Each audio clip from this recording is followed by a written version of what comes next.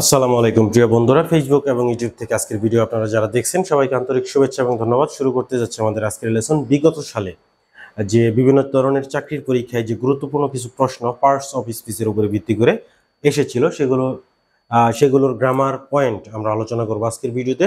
Let's get started. প্রথম প্রশ্ন হচ্ছে, এটা আসছিল খুলনা বিশ্ববিদ্যালয় 2012-13 সালে এই প্রশ্নটা আসছিল, he has done no wrong. Wrong কোন পার্ট অফ স্পিচ? তো গ্রামার পয়েন্ট হচ্ছে এখানে নোটা ম্যাক্সিমাম টাইমে হচ্ছে নো সবসময় অ্যাডজেক্টিভের কাজ করে। তো আপনারা মনে রাখবেন, অ্যাডজেক্টিভের পরে যদি কোনো ওয়ার্ড বসে সেই ওয়ার্ডটা নাউনের কাজ করে। অ্যাডজেক্টিভের পরে সবসময় কিন্তু অনেক সময় কিন্তু কোনো ওয়ার্ড নাও থাকতে পারে। অ্যাডজেক্টিভই হতে পারে সেন্টেন্সের শেষ ওয়ার্ড, যেমন শি ইজ বিউটিফুল, কিন্তু আপনি যদি বলেন she is a beautiful women, তাহলে ওই যে বিউটিফুলের পরে কি আসলো, উমেন, ওইটা নাউন। মানে অ্যাডজেক্টিভের পরে যদি কোনো ওয়ার্ড আসে সেই ওয়ার্ডটা নাউন হবে। সো নো কিন্তু আমরা অ্যাডজেক্টিভ হিসেবে ধরি, নো হচ্ছে একটা অ্যাডজেক্টিভ। এই নোর পরে যে ওয়ার্ড আসবে সেটা অবশ্যই নাউন হবে। সো রং হচ্ছে এখানে noun. Correct answer B, noun. 2 number প্রশ্নটা আসছিল, সহকারী পরিবার পরিকল্পনা কর্মকর্তা AFPO 2016 সালে আসছিল, সহকারী মেইনটেনেন্স ইঞ্জিনিয়ার 2017 সালে, সংকেত অফিসার প্রতিরক্ষা মন্ত্রণালয় 2005 সালে এবং রাজশাহী বিশ্ববিদ্যালয় IER 2017-18 সালে। তো বুঝতে পারতেছেন প্রশ্নটা একটা ইম্পর্টেন্ট একটা প্রশ্ন। প্রশ্নটা হচ্ছে, this is the go of life. Go কোন পার্ট অফ স্পিচ? এটা নাউন। এর পিছনে লজিক হচ্ছে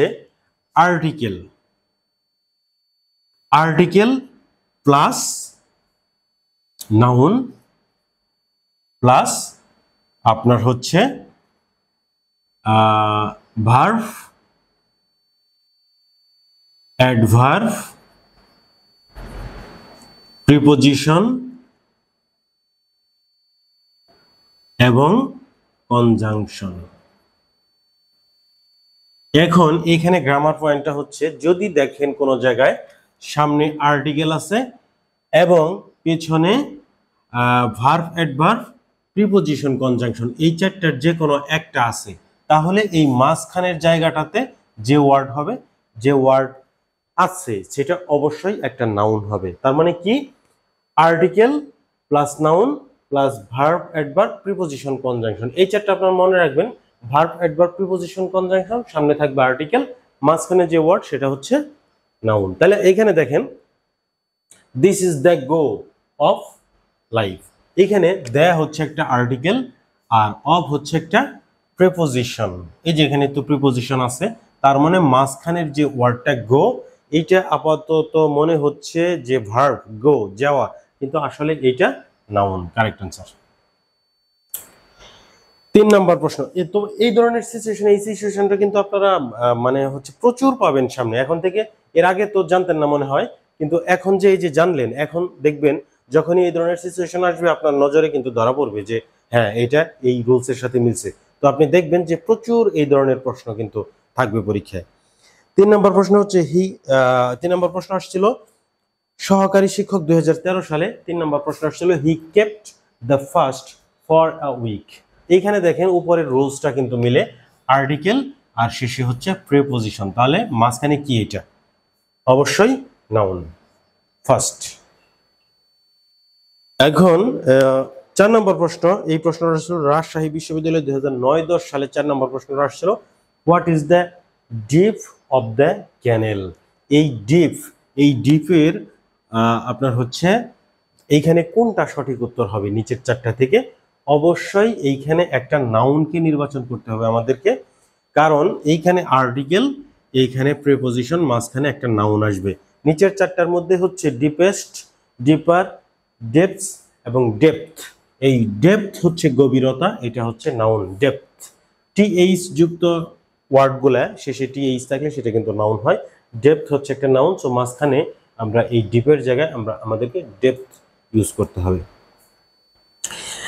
5 নম্বর প্রশ্ন আসছিল, খুলনা বিশ্ববিদ্যালয় 2010-11 সালে, educating girls contributes to an increase of wealth through its impact on economic development. এইখানে ইনক্রিজ এইটা কোন পার্ট অফ স্পিচ, সেটাই আমাদের কাছে প্রশ্ন করা হয়েছে। ইনক্রিজ এইখানে আর্টিকেল প্রিপোজিশন, তাহলে মাঝখানেরটা আপনার হচ্ছে নাউন।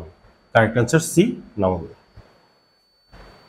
আজকের ভিডিওতে গুরুত্বপূর্ণ একটা গ্রামারের পয়েন্ট সম্পর্কে আলোচনা করা হলো। উপরের যে একটা সেন্টেন্স এইটা বাদ দিয়ে নিচের 2, 3, 4, 5 চারটা সেন্টেন্সে কিন্তু একটা রুলস নিয়েই কিন্তু এক্সাম্পলগুলা দেওয়া হয়েছে এবং এগুলো বিগত সালে বিভিন্ন গুরুত্বপূর্ণ পরীক্ষায় আসছে। রুলসটা হচ্ছে আর্টিকেল, সামনে আর্টিকেল এবং পেছনে ভার্ব, অ্যাডভার্ব, প্রিপোজিশন অথবা কনজাংশন থাকলে মাঝখানে নাউন হবে। আর উপরের যে গুরুত্বপূর্ণ রুলসটা সেটা হচ্ছে নো হচ্ছে একটা অ্যাডজেক্টিভ, অ্যাডজেক্টিভের পরে যদি কোনো ওয়ার্ড থাকে তাহলে সেটা নাউন হবে। That's it. এই ছিল আজকের ভিডিওর টোটাল আলোচনা। আপনাদের যদি ভালো লাগে আজকের ভিডিও, লাইক, কমেন্ট, শেয়ার অবশ্যই করবেন। ফেসবুক এবং ইউটিউব থেকে ফলো এবং সাবস্ক্রাইব অবশ্যই করবেন, কারণ খুব শীঘ্রই আপনাদের সাথে আরও একটা ভিডিওতে দেখা হবে। Thanks for watching this video. আল্লাহ হাফেজ।